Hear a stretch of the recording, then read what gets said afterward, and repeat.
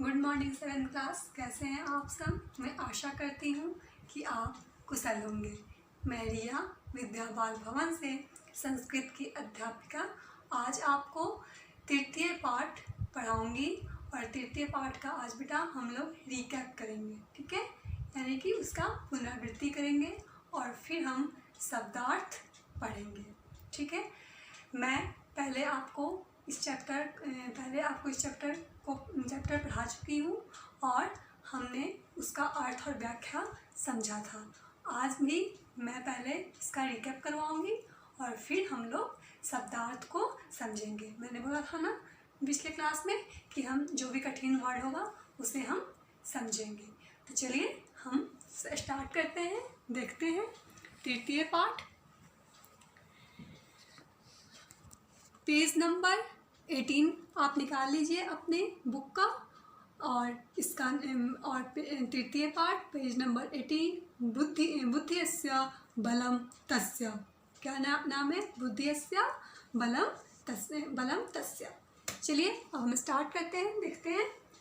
ब्रह्मवने कर्पूर तिलका नाम का एक गजा वसती अस्म, ठीक है? ब्रह्मवने कर्पूर तिलका नाम एक गजा वस्ती अस्म। ब्रह्मवन में कर्पूर तिलक नाम का एक हाथी रहता है। तत्र केचन श्रृंगालाः अपि प्रतिवसन्ति अस्म, ठीक है? तत्र यानी कि वहाँ, केचन कुछ, श्रृंगाल यानी कि सियार भी, प्रतिवसन्ति अस्म वहाँ कुछ सियार भी रहा करते हैं। श्रृंगालाः मतलब सियार और ये क्या है? प्रथमा विभक्ति बहुवचन। एकता तेषु एक श्रृंगालाः अवदत्। एक बार, एकदा मतलब एक बार, एकदा हमारा क्या हो गया? अव्यय। एकदा तेषु एक श्रृंगालाः अवदत् यदि वयम् एतं गजं मार्यं तर्हि मासं यावत् वयं खादितुं शक्नुमः, ठीक है?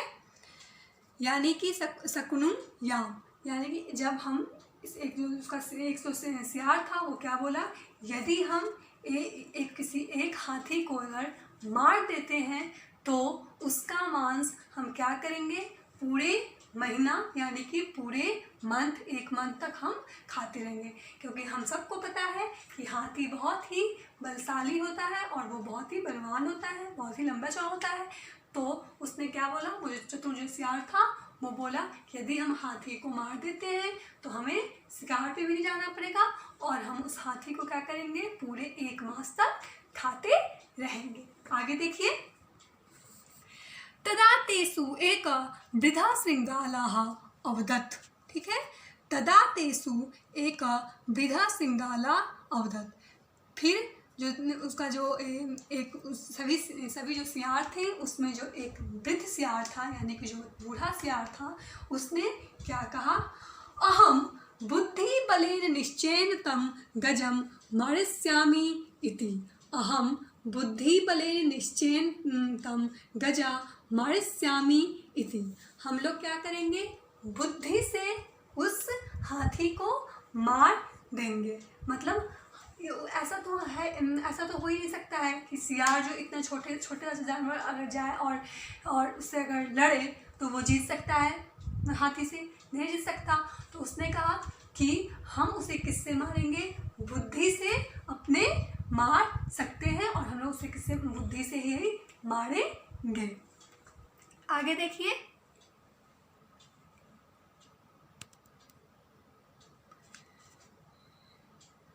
तदनन्तरं गजम् अन्वेषणं सः गजस्य समीपं गत्वा तं साष्टांग नमस्कृत्य अवदत्। तदनन्तरं मतलब उसके बाद वह हाथी का क्या किया? खोज करने लगा। सः गजस्य समीपं गत्वा तं साष्टांग नमस्कृत्य अवदत्। और वह हाथी के समीप जाकर क्या किया? साष्टांग नमस्कृत मतलब से नमस्कार किया और कहा, हे गजराज मयि दये वस्व, हे गजराज मुझ पे क्या कीजिए, दया कीजिए या हम पे दया कीजिए। मई मई मतलब हम सब पे दया कीजिए।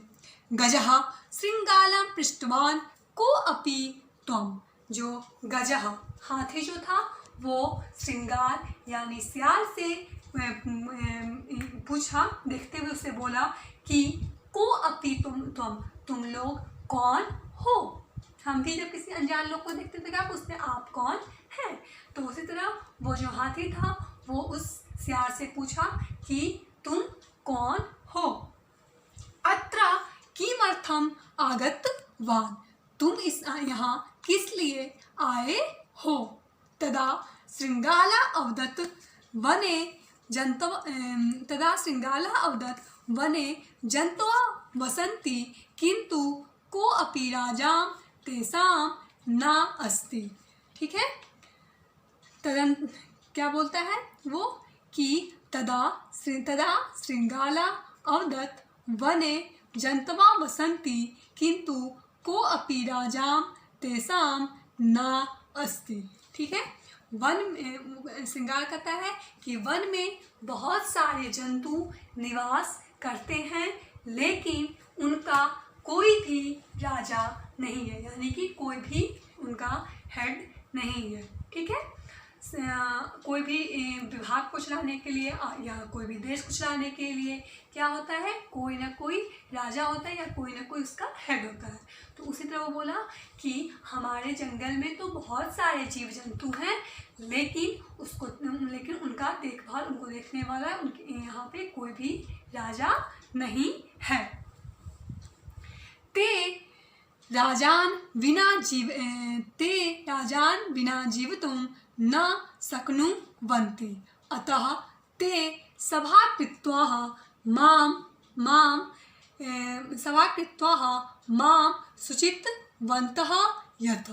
ठीक है, तो उसके बाद क्या करा कि हम लोग क्या करें, राजा के बिना जीने में शक्नुवन्ति सक्षम नहीं है, मतलब समर्थ नहीं, शक्नुवन्ति मतलब हम समर्थ होना। तो वही वो कह रहा है कि हम लोग बिना राजा के जीने में क्या है, समर्थ नहीं है। अतः ते सभां कृत्वा मां शुचितवता यथा। ठीक है, उसके बाद क्या है, अतः हम लोग एक सभा करके ये निश्चय किए हैं, मतलब हम लोग ये सभा सभी लोग मिलके किए हैं और ये सुनिश्चित किए हैं यदि गजराजा अस्माकं राजा भवेत तरहि वरम। मतलब वो करें कि यदि गजराज जो हैं वो हमारा अगर राजा बनते हैं तो हम लोग क्या करेंगे, उनका वरण करेंगे। अहम तेषाम एव संदेशा नीत्वा अत्रागतो अस्मि। मैं उन सब का, मतलब जितने भी जीव जंतु उस वन में रहते थे उन सब का ये संदेश लेकर आपके पास यहाँ पे आया हूँ। ठीक है, अब आगे देखते हैं। कर्पूर तिलका एतत् श्रुत्वा प्रसन्न अभवत्। मतलब कि जो हाथी था वो क्या था, उसे सुनकर बहुत ही प्रसन्न हुआ। तस्या अनुरोधा अंगीकृत्य सह तम अनुसृतवान्। मतलब कि उनका जो अनुरोध था उसको क्या किया, वो स्वीकार किया और उनका अनुसरण करने लगा, उनके साथ चल दिया। स चतुरा श्रृंगाला तम कर्पूर तिलकम एकस्य गर्तस्य समीपम अन्यत्। ठीक है, वह जो सियार था, स चतुरा श्रृंगाला, वह चतुर सियार क्या किया, उस कर्पूर तिलक को एकस्य गर्तस्य समीपम अन्यत्, एक गड्ढे, गर्तस्य मतलब गड्ढा, पिछले क्लास में मैं बताया था कि गर्तस्य मतलब क्या होता है, गड्ढा, गड्ढे के समीप अन्यत् मतलब गड्ढे के समीप उसे लाया। ठीक है, तस्मिन् गर्ते पंका आसीत्, और उस गर्त में क्या था, बहुत सारे पंका मतलब कीचड़ था। स गजा तस्मिन् गर्ते अपतत्, और उसके बाद क्या हुआ, वो जो हाथी था उस गड्ढे में गिर गया। सह श्रृंगालम अवदत् रक्षतु माम रक्षतु मां। वह सियार से क्या बोला? मेरी रक्षा करो, मेरी रक्षा करो। तदा स धूर्त श्रृंगालः उच्चैः हसन अवदत्।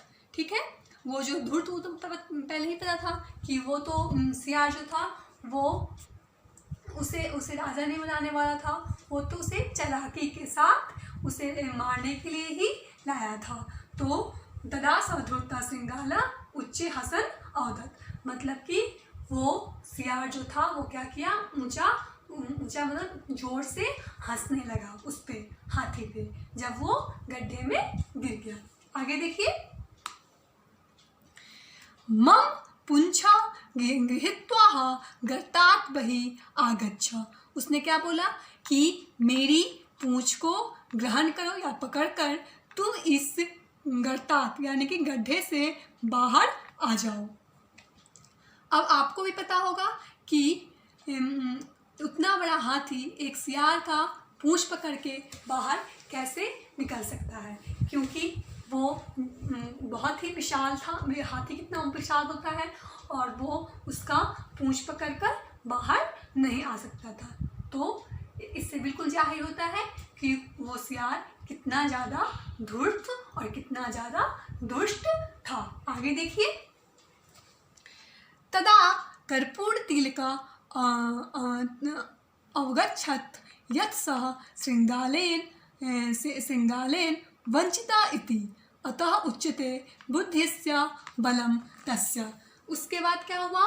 कर्पूर तिलका, यानी कि उसके बाद जो हाथी था उसे ये पता अवगच्छत् मतलब उसे ये तदा कर्पूर अवगच्छत् यत् श्रृंगालेन वंचिता इति, मतलब उस हाथी को ये तो पता चल चुका था कि इस सियार के द्वारा वंचिता मतलब वो ठगा गया है। ठीक है, ऐसा कुछ भी नहीं था कि वो उसे जंगल का राजा बनाने वाले थे।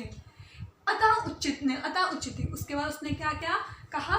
बुद्धिस्य बलम तस्य, इसलिए जिसके पास बुद्धि होता है, जिसके पास बहुत ज्ञान होता है, वही बुद्धि वाले क्या होते हैं अधिक बलशाली होते हैं। अगर हम कितने भी बलवान हैं और अगर हमारे पास बुद्धि नहीं है तो हमारा सारा सब कुछ, हमारा जितना भी पराक्रम है, जितनी भी हमारी शक्ति है, वो क्या है? सब वेस्ट है। इसलिए हमारी बुद्धि जिसके पास है वो बहुत धनवान है और वो उसके पास बहुत बल है।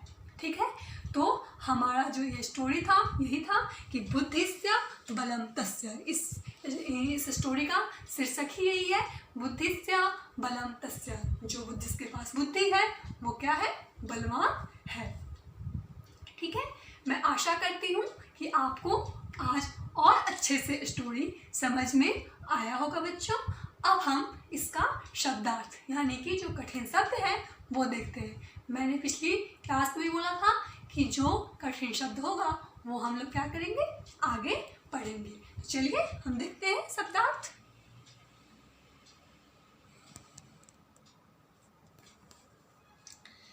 शब्दार्थ देखिए, गजः मतलब हाथी। वस्ति अस्मा पेज नंबर 19 पे है ये। गजा मतलब हाथी। वस्ति अस्मा रहता था। यदि मतलब यदि। तरही मतलब तो और तब। तदंतरम मतलब उसके बाद। अन्वेषण मतलब खोजते हुए। समीपम मतलब निकट। गत्वा मतलब जाकर। नमस्कृत्य मतलब नमस्कार कर। मयि मतलब मुझ पर। दैवस्व दया करो। इसके बाद है बहवा मतलब बहुत सारे। को अपि मतलब कोई भी। ना अस्ति मतलब नहीं। अस्माकम मतलब हमारा।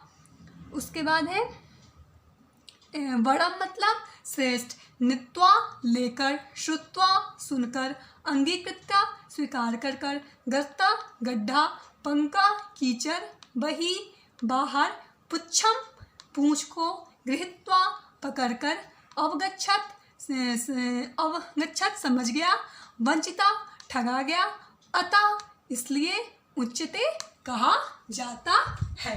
तो ये था हमारा शब्दार्थ, ठीक है, और ये थे शब्द के हमारे जो कठिन शब्द हैं उसके अर्थ। इस चैप्टर के जितने भी शब्द हैं उसके ये अर्थ हैं। बच्चों अब हम आज का जो इस चैप्टर का एक्टिविटी है उसे हम देखते हैं। मैं आपको कुछ शब्द है जो इसके ओरल शब्द आपको बता रही हूँ और आप उसे ध्यान से सुनिए। जैसे श्रृंगार, श्रृंगार मतलब क्या होता है बच्चों? सियार, ठीक है। श्रृंगाला, श्रृंगार मतलब सियार। दैवस्व, दैवस्व मतलब दया करो। राजानम, राजनम मतलब राजा को। पृष्ठवान, देखकर बोला, पृष्ठवान मतलब देखकर बोलना, ठीक है। ये शब्दार्थ है, ये शब्दार्थ है और मैं आपको कुछ और शब्द बता रही हूँ। अस्माकम, अस्माकम इसमें भी था और मैं भी बता रही हूँ। अस्माकम मतलब हमारा। वृद्धा, वृद्धा मतलब बूढ़ा। नित्वा, नित्वा मतलब लेकर। पुंछम मतलब पूंछ। वंचिता मतलब ठगा गया।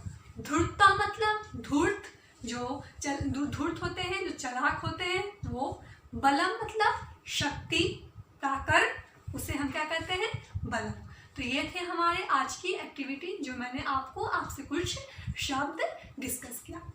अब बेटा आपके लिए जो एक्टिविटी है उसे आप देखिए। आज आपके लिए कौन सा एक्टिविटी है?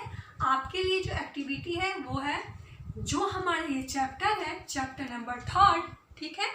तो उसमें से पाठ में दिए गए जो भी पाठ में जो भी हमारे चैप्टर में दिए गए किन्हीं 10 शब्दों को लिखें, ठीक है। पाठ में जो दिया गया शब्द है उसमें से 10 शब्द लिखना है और वो 10 शब्द हमारा कैसा होना चाहिए वो देखिए। वो 10 शब्द हमारा लंग लकार में, ठीक है। हमने लंग लकार पढ़ा था 6th क्लास में, ठीक है। तो लंग लकार में जो शब्द इस लंग लकार में, इस चैप्टर में जो शब्द लंग लकार में होगा उसे आप उसमें वो लंग लकार वाले 10 शब्द को आपको लिखना है, ठीक है।